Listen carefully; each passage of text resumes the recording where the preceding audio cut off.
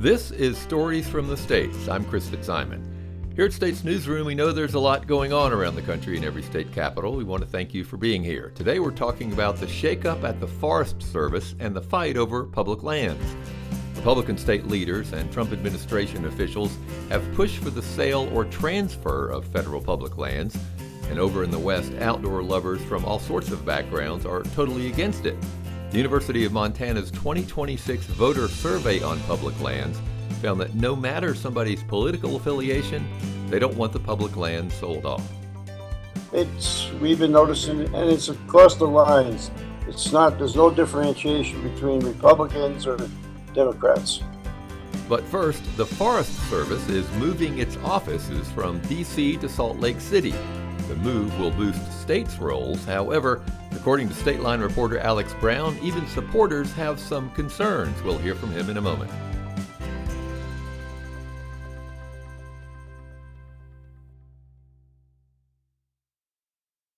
Major changes are coming to the United States Forest Service. The agency's headquarters are moving from Washington to Salt Lake City.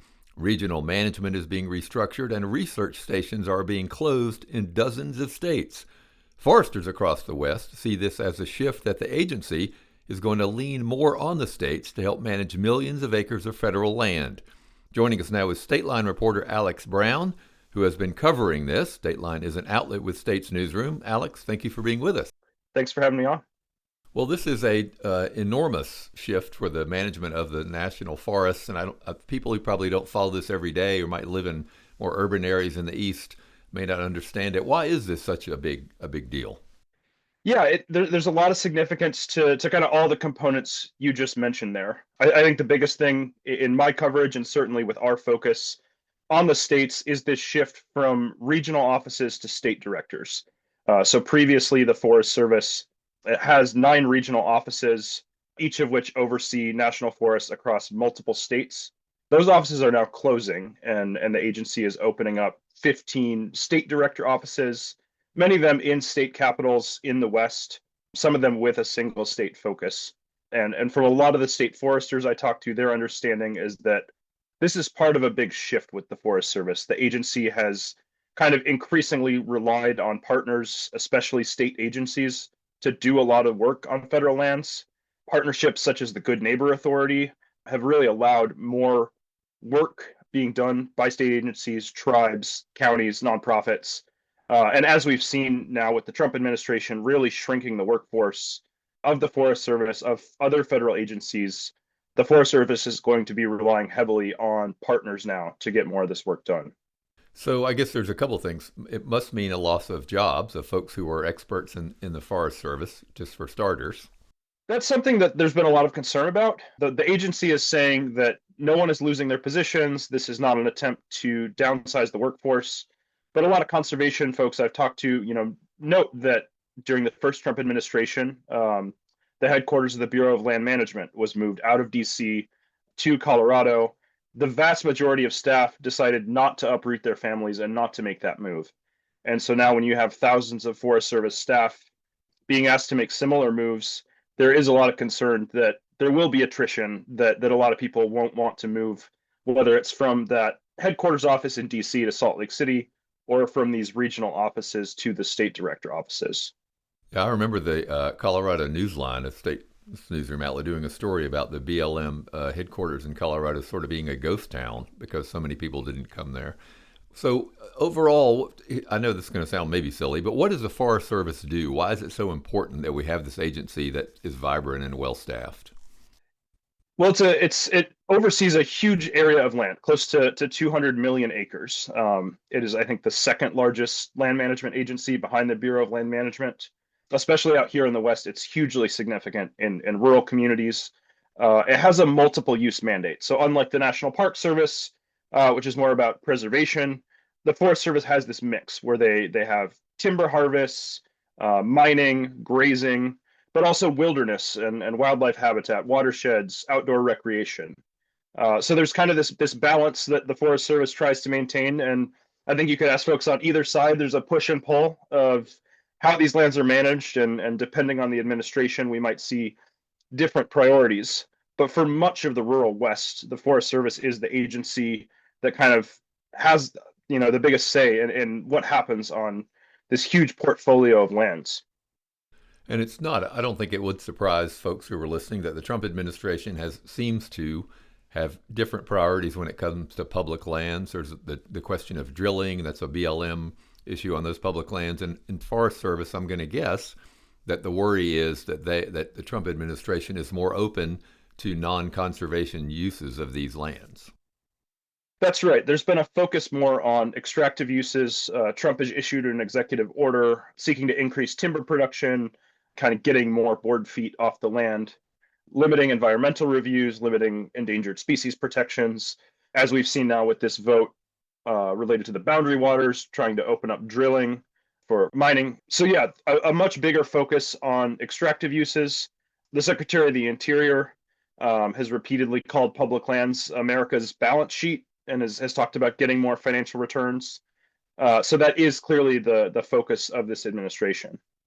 And is that the fundamental worry from conservationists about this downsizing of the Forest Service? That's part of it. I think there's concern, as we mentioned, the attrition, potential loss of expertise. There is kind of a concern about if you want to call it a slippery slope toward privatization or transfers. We've seen some Republicans in Congress, Senator Mike Lee from Utah, seeking to offload federal lands, really hostile to federal land ownership. Sorry to interrupt. When you say privatization, tell us more. What do you mean? Yeah, so I think the state of Utah is really at the center of this. Senator Mike Lee has proposed selling off federal land. The state has sued the federal government over 18 million acres of federal land, seeking to take ownership. So there is this sentiment in some parts of the West, especially in really conservative places, that the federal government should not own this much land, that it should be given to the states or to private interests. And so there's kind of been this long effort to see less federal land management. And so there is some concern here that this is maybe part of moving the headquarters to Utah, diminishing the Forest Service staff, and therefore kind of handcuffing management to the point that maybe the feds can't handle all of this anymore. Yeah, let's talk about the research stations, which seems to be also creating some controversy. Tell us about research stations and what happens in this shift. That's right. Yeah, a lot of the foresters I talk to all across the country, really highlight the importance of the research that the Forest Service does, not just for federal lands, but for timber companies, for states, for tribes. Really, a lot of what we know about forestry, how forests react to wildfire, harvest methods, tree improvement that really is helping with producing more board feet. That's coming from Forest Service research. They really are the leading forestry research agency in the world. And so there is a lot of concern about these cuts. Of the 77 research stations nationwide, 57 are being closed and consolidated into a single operation in Fort Collins, Colorado. So a lot of the folks I talked to have said, you just can't, we might lose a lot of scientists who just don't want to relocate, but B, you just can't replicate this place-based research that's happening in temperate rainforests and ponderosa pine lands and all these different landscapes. You can't just put all the scientists in a single location and replicate that research. Did anything surprise you reporting on this that you didn't expect? I think the extent to which states are preparing to take on a bigger role. I think that's already been a trend even before this. But from conservative states, from liberal states, they're all expecting that the Forest Service is really going to lean on them even more. And given that we still haven't seen a lot of details about this plan, which officials are going to be located at which offices, what authority they're going to have, how they're going to interact with the states, they really don't know what that means yet, other than we think the Forest Service is going to have us taking on more work. It does seem like just by definition, it will mean instead of a national unified policy about managing these lands, we'll have in some ways 50 different policy or however many places there are in these national forests. That's right. I know states across the ideological spectrum are eager to take on more work and have more influence. Some conservative states want to increase timber production. Here in Washington state, the state is very keen on doing more wildfire mitigation work and partnering with the Forest Service. So there is an eagerness on the part of states But there's concern, especially in the conservation community, that we are moving from a system in which we have federal public lands owned by all of us to now having these lands that are very subject to the influence of state governments. Is there anything the opponents of this idea can do or have done? I mean, is this something that will be in court? Is this something that there'll be a move to reverse this? Or what are your thoughts? There is some talk of legal challenges. I know some of the opponents of this have said that really any sort of move of offices in the agency should be subject to congressional review. There may need to be some appropriations from Congress to really enable this transition to happen. So I think there is or will be an opportunity for congressional input, and if this does take place without congressional input, then perhaps some legal challenges as well. And finally, do we have a timetable? Do we know when these offices will close, when the new headquarters will open, and people will be expected to move, and those sorts of things? We really don't. Talking to our state forester here in Washington State, they've said all we've been told is dots on a map. This is where the new offices will be, but really no information about timelines, personnel, kind of how the new authorities are going to be structured. So states are still waiting to see really how this is going to play out. Yeah, it seems like you mentioned the BLM example in the first Trump administration, and we were talking about how nobody really, or not many people moved. The office was sort of a ghost town. At the very least, it seems like they'll be having to figure out how to staff a new office if people don't move. Yeah, I think that's a big question. We have a lot of, the Forest Service has a lot of people working in these regional offices, and it's unclear how they're going to be distributed to the new state director offices. But we really don't know until they start to set these offices up who's actually going to make the transition. The one thing that was emphasized to me a lot is are the leaders of these state director offices going to be political appointees or career agency veterans who have the expertise? And do we know? We don't. States have said, in theory, transitioning to state director offices is not really something that anyone ideologically opposes, but how it plays out in practice, how it's executed, really matters.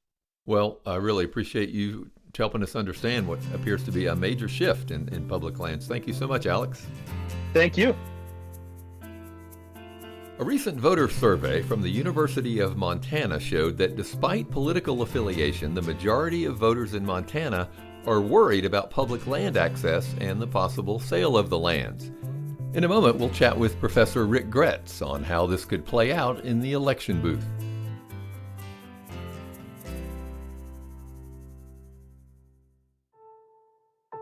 At a time when so many communities are losing their local news outlets, States Newsroom is filling a gap. We are now the nation's largest state-focused nonprofit news organization with reporters based in every state capital and Washington, D.C. But we can't do it without your support. Your contributions allow us to produce award-winning journalism and deliver it to you for free, no pop-ups, no paywalls. This is a crucial time to support local journalism, and every bit helps. To give, go to statesnewsroom.com/donate. State Republican leaders and the Trump administration have used a law known as the Congressional Review Act to push for more coal mining in Montana. The U.S. Forest Service has also approved a logging project on 28,000 acres of flatland national forest, but a federal judge in Missoula stopped it. The Trump administration has also pushed for the sale of federally owned land. That's over the opposition of Montana voters across all political backgrounds. That information comes from the 2026 Voter Survey on Public Lands, commissioned by the University of Montana's Crown of the Continent and Greater Yellowstone Initiative. Joining us now is the person who led that survey. Professor Rick Gretz teaches mountain ecosystems at the University of Montana. Rick, thank you for being with us. Good to be here. Well, let's talk about the survey. Tell us sort of who is this survey of? What sort of snapshot of folks there can you tell us? Who's responding? Well, we've been doing this since 2014. We do it every other year. This is our sixth one. We don't do the hiring, but it's part of the grant, a Republican and a Democratic pollster, and the whole marching orders are to go from every corner of the state, so we get a good representation. Although the public lands on the prairie, as we call it, Montana, east of the mountains, is quite different than mountain Montana. You don't have the forest, but you have grazing lands, BLM, prairie lands. There's a little difference. But we survey everybody because access is so important. So, it sounds like the majority of folks who you surveyed were concerned about the well-being of public lands and not too thrilled about them being sold. Is that something that has been consistent over the years? It's interesting. We're a small state, but the growth in the last several years has been bringing people looking for the quality of life we have in Montana. And of course, I would say our number one asset is the abundance of public lands we have. And so, yep, we've been noticing, and it's across the lines. There's no differentiation between Republicans or Democrats. I think folks from Montana might be surprised about that. Obviously, the Trump administration and Montana voted overwhelmingly for Trump and is thought of as at least sort of a red state. And the administration is trying to do various things to public land. So how do you explain that to people not from Montana? It's not an easy one. The problem we have, and I think it's a lot, people seem to feel that when they go in the voting booth, a lot of them say, well, I can't pull a lever for a Democrat. I'm a Republican. And then they get into the taxes. And I think for somehow or another, they care about the public lands issue. But it just seems, and in a lot of places in Montana's got a lot of people that just barely make a living. And farmers and ranchers and people on the prairie, they have a busy life and they don't really get into the depth of the politics. So when they go in the voting booth, hey, I'm a Republican, and they pull a lever and they don't think about the consequences. And that's unfortunate because in the long run, they lose out. Yeah, what's so important about the public lands to folks in Montana? Well, for one, it's part of our life quality here. It's a huge thing. I mean, I'm at the University of Montana, one of the most beautiful campuses in America, and we're surrounded by wilderness and mountain lands, and we love it. People want to hike, fish, backcountry ski, just see it. I mean, you sit around this campus. We're looking at snow-covered mountains today. It's part of our life here. It's an asset. It's on people's balance sheet. Montana's delegation has generally also opposed the sale of land. Is that them reflecting the will of their constituents? I guess, again, those are folks who are strong Trump supporters. I would say, yeah, that's a complex question. We've had a change. It used to be we'd send people back to Washington that balanced out their thinking. They looked for common ground, and I think they really cared about the public lands and certainly want to listen to the people. Today, some of them, I think they're opportunists. Whether they believe in it or not, I don't know. But yeah, they know damn well if they went around talking about selling the lands, they may not get elected again. People who aren't from Montana or aren't from a state in the West where there are a lot of public lands issues, I think sometimes don't quite understand the politics of it all. I know you sort of addressed it, but how do you explain this if you were talking to students of yours or folks who weren't from that state about how important all this is? Yeah, that's a complex question. I mean, I deal in ecosystems, and of course, public lands are a major part of ecosystems. That's a tough one to explain. I mean, it's just part of our life here. It's an asset. It's something we take for granted sometimes. I think, I travel a lot. I go to Europe. Back Friday, I'll be going to New York, and it's in the state of New Jersey. You don't look around. Oh wow, I got a trailhead here. I can get out in the mountains. It's about the best way I can answer that for you.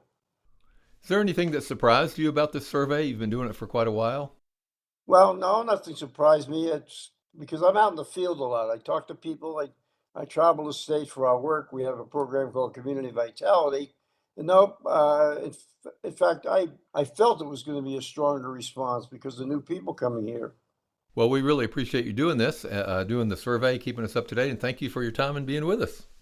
You bet. Have a good one. To stay up to date on how lawmakers in your state are reacting to the federal push to sell off public lands, you can always go to newsfromthestates.com. Coming up in a moment, we'll chat with Evening Wrap newsletter writer Danielle Gaines. We'll be right back.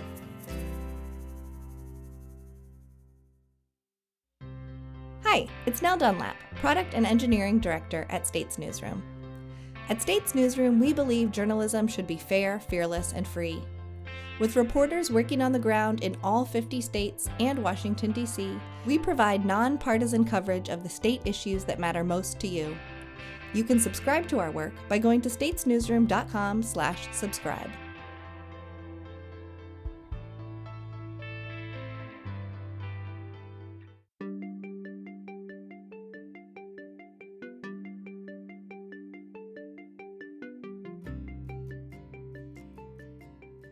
Joining us now, as she does every week, is States Newsroom's Evening Wrap newsletter writer, Danielle Gaines. Hi, Danielle. Hi, Chris. Quite a week in the news world. A lot.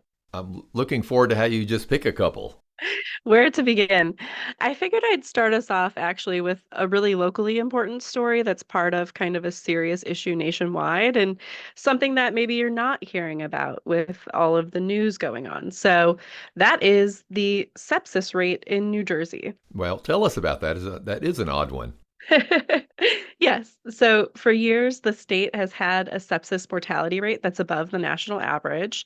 They have reined it in a little bit lately, but nationally, sepsis accounts for about 10 out of every 100,000 deaths. In New Jersey, it's about 16, and among Black residents, it's about 25. Sepsis, of course, if you don't know, it's a systematic whole body reaction to infection. It can kind of start with a really minor wound or a cough, and it can rapidly spiral into multi-organ failure and death. It's hard to turn around even in a clinical environment. And about 1.7 million people annually contract sepsis, and about 350,000 of them die. No, I can see why that caught your eye. It's really, I had no idea. I've heard of it, obviously, but I had no idea it was so widespread. Yeah, I've actually had a couple of people in my own personal life who have contracted sepsis, and that was actually their first diagnosis because they were treating themselves at home for something that didn't seem like it was a big deal. The New Jersey Monitor, who brought us this story, they shared the story of a family whose 19-year-old daughter was hospitalized for an infection.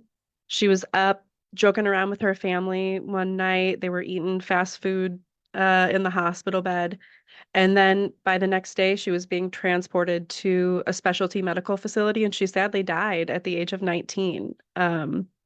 So her father is now among the advocates that are pressing for this new law. It would require kind of a statewide training protocol for all hospitals in the state, regular staff training to kind of diagnose, treat, identify sepsis early and fast. And neighboring New York adopted a law that was named after a 12-year-old boy who died after just getting a cut at the playground.